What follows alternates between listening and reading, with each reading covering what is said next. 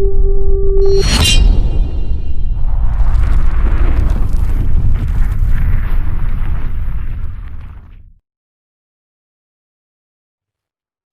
आज chapter 8 class 10th त्रिकोणमिति का परिचय इंट्रोडक्शन टू ट्रिग्नोमेट्री। ये नाम से स्पष्ट है, त्रिकोणमिति, त्रिकोण यानी तीन कोणों को मापना। इसमें सबसे पहले त्रिकोणमिति क्यों यूज़ होती है, कहाँ कहाँ यूज़ होती है और इसमें हमने करना कि उससे पहले हमें जानकारी होनी चाहिए इस त्रिभुज की। ये आप देख सकते हैं, ये समकोण त्रिभुज है जिसका बी कोण समकोण है।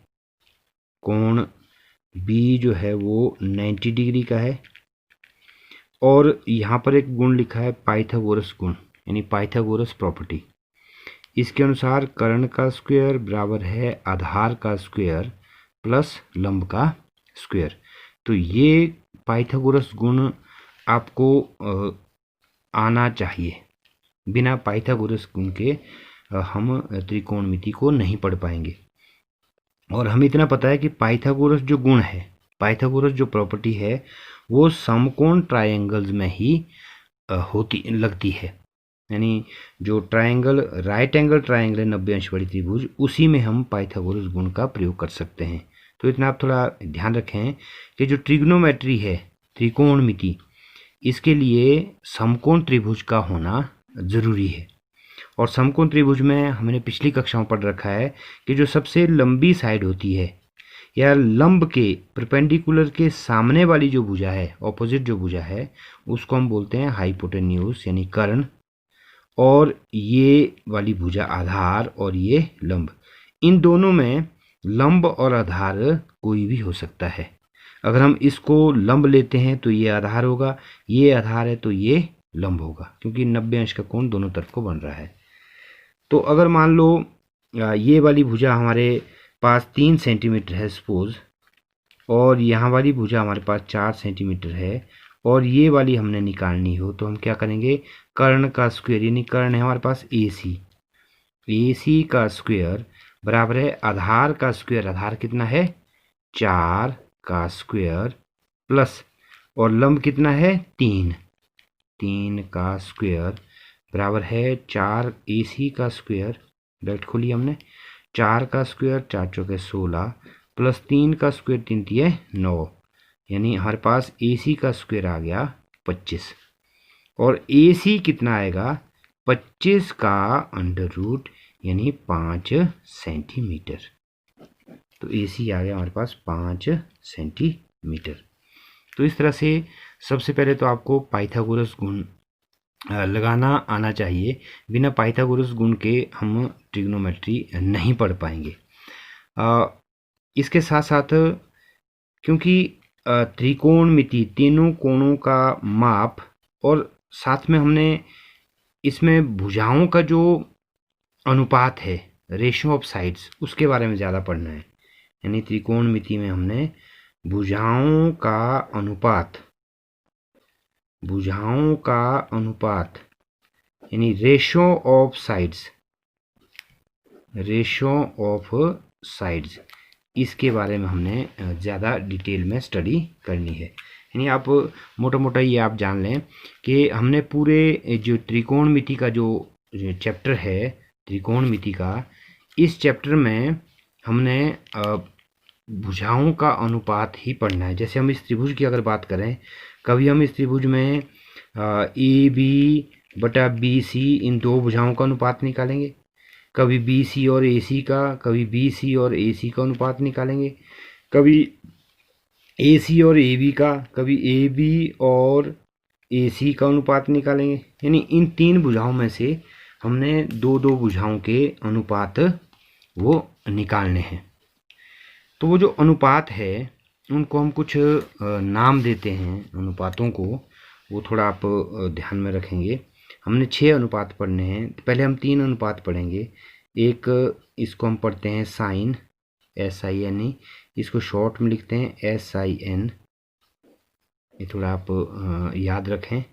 और उसके बाद दूसरा है कोसाइन, इसको हम पढ़ते हैं शॉर्ट में कॉस।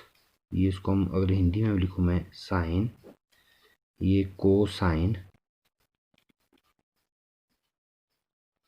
कोसाइन, इसको कॉस शॉर्ट में। और टेंजेंट, टेंजेंट इसको शॉर्ट में हम लिखते हैं टेन, यानी टेंजेंट, टेंजेंट, टेंजेंट ऐसे। इसके बाद तीन ये हो गए, और तीन और हम अनुपात पढ़ते हैं, तीन अनुपात। कोसिकेंट, इसको हम शॉर्ट में COSEC, कोसेक, कोसिकेंट। इसके बाद सीकेंट, इसको हम SEC, सीकेंट। और इसके बाद कोटेंजेंट, इसको हम शॉर्ट में बोलते हैं कॉट, को टेंजेंट। तो मैं हिंदी में इसके इनके नाम इसलिए लिख रहा हूँ ताकि आपको थोड़ा याद रहे। पहला अनुपात साइन, पहला अनुपात साइन SIN शॉर्ट में साइन। दूसरा कोसाइन शॉर्ट में कॉस, COS कॉस, कोसाइन। तीसरा टेंजेंट टेन। चौथा कोसिकेंट, कोसेक, इसको हम शॉर्ट में लिखते हैं कोसिकेंट।